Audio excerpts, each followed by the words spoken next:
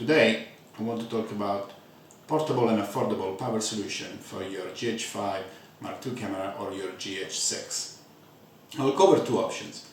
The first is what is called a dummy battery solution, and the second is a power delivery power bank. In order to supply power to our dummy battery, we need to have an adapter. This adapter that you can find clicking on the links that are on the video description is able to deliver power to the dummy battery adapter using either two USB power bank able to deliver 2 ampere each, or as I will show you, one that can deliver the same power from two outlets that are placed on the back of the power bank. It is important to check that your power bank is able to deliver 4 ampere in total, so 2 ampere from each one of the two outlets, otherwise this solution is not going to work.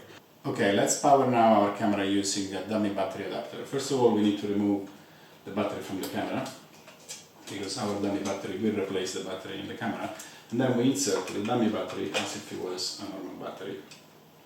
All Panasonic GH5 have facilitated insertion of the dummy battery adapter, and there is a little notch that you will see in the front where the cable is going to come out with really neatly.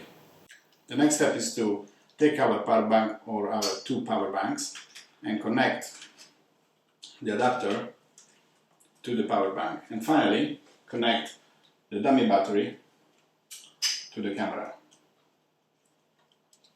You can now see that the camera is powered up. That means that our power bank is delivering sufficient power for our camera to work. The other option is to use just a power delivery power bank with a USB-C cable and connect directly to the USB outlet on the camera. Once that is done, you can then power up your camera, and you can see that it's straight back into operation. It is important to understand that not all power banks are able to power your camera operation.